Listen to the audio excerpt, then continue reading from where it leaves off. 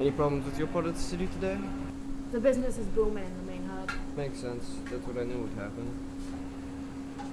So, what's taking so long on the ravioli? You really think now is the time to be worried about pasta? With our father on his deathbed? Listen, Valentina, Young's not gonna get us anywhere. How are you so okay with all this? What do you not understand? Well, if you want me to be honest, Father asked me to run the business. You're bluffing. Am I? I'm the firstborn. I know you're bluffing. Fine. I'm gonna get confirmation from Father. But when I do, you're going to have to face his emotions. What is that, some kind of bet? My mother would never go for this. I am walking here.